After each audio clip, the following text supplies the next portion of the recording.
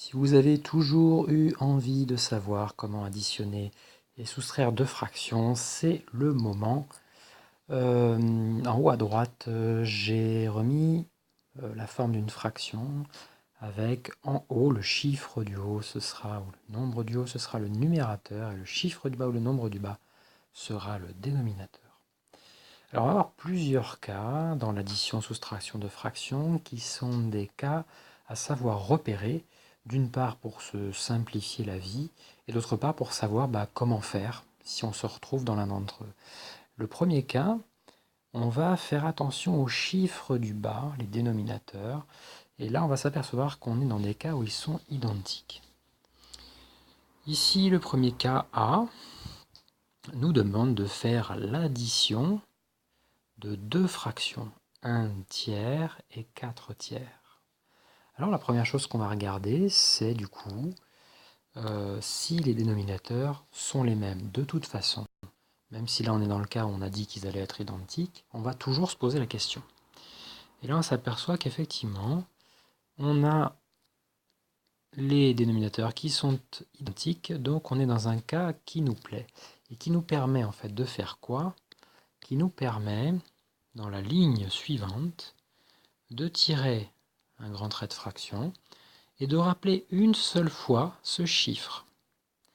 Et en fin de compte, l'addition, on verra après pour la soustraction, elle se fait en réalité au numérateur.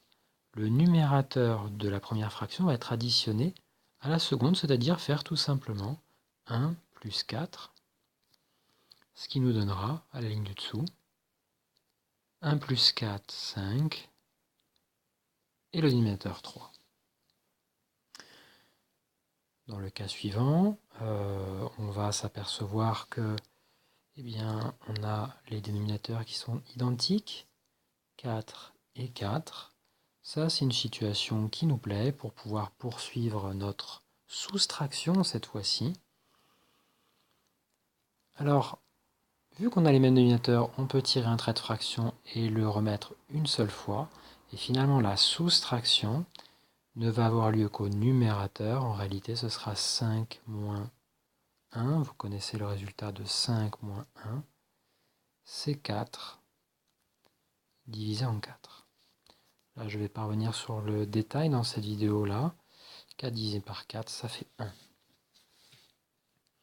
Enfin, voilà, on est parti sur des chiffres. Regardons ce qui se passe avec des nombres. Et bien, en fait, c'est la même idée, puisqu'il il faut regarder dans quel cas nous sommes. On est en addition de deux fractions. Attention, additionner deux fractions, il faut vérifier que les dénominateurs sont identiques. Et là, on s'aperçoit qu'il y a bien 27 de chaque côté. Alors du coup, on peut enchaîner et tirer notre trait, mettre le dénominateur qu'on a repéré, et finalement l'addition sera au numérateur 17 plus 10. Et 17 plus 10, ça nous fera 27 sur 27. Numérateur identique au dénominateur.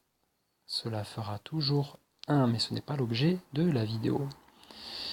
Donc vous avez compris, hein, chiffres du bas qui sont identiques en addition en soustraction. Il faut vraiment vous poser la question.